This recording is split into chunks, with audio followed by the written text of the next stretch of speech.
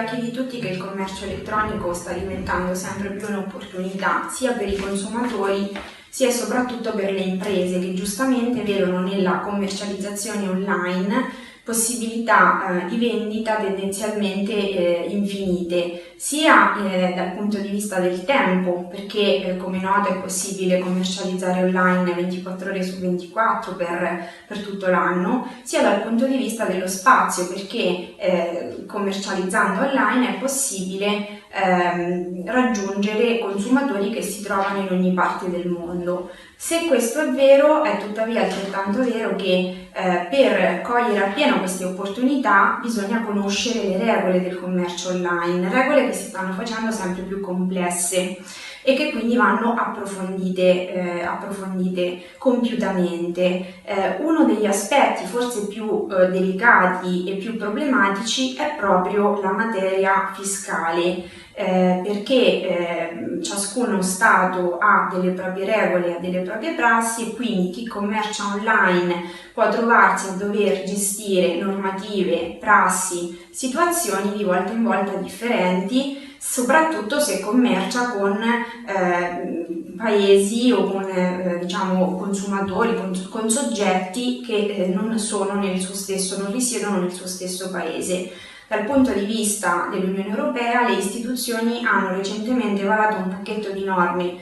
proprio in questa materia, che ha lo scopo da un lato di rendere un quadro di norme comuni in materia di commercio elettronico, in materia di imposizione fiscale per quanto riguarda il commercio elettronico, e dall'altro lato ha lo scopo di evitare eventuali abusi, eventuali situazioni di evasione fiscale.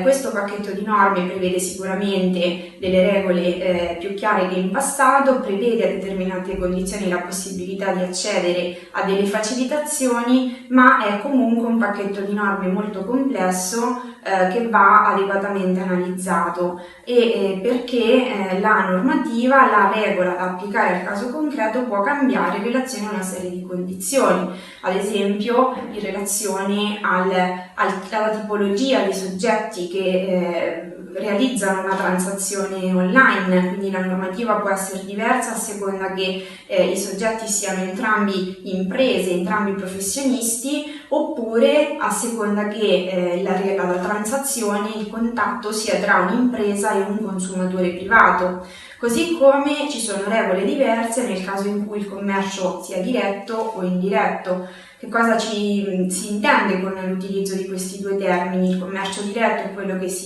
riguarda transazioni che si realizzano completamente online, che quindi hanno ad oggetto beni di natura immateriale che quindi possono essere ceduti online. Si pensi al caso dei software, ad esempio, piuttosto che alle applicazioni, piuttosto che alla musica, ai film, che possono essere scaricati online. Si parla invece di commercio indiretto nel momento in cui ci si riferisce a transazioni che avvengono online, ma con riferimento a cui la cessione del bene avviene fisicamente, e quindi in questo caso ci si riferisce a beni che non sono immateriali ma sono appunto fisici, materiali. Il caso emblematico può essere quello dell'acquisto online di un capo d'abbigliamento. Proprio per la complessità di questa materia è necessario un approfondimento importante, cosa che verrà fatta nell'unità relativa appunto alla normativa fiscale in materia di commercio elettronico.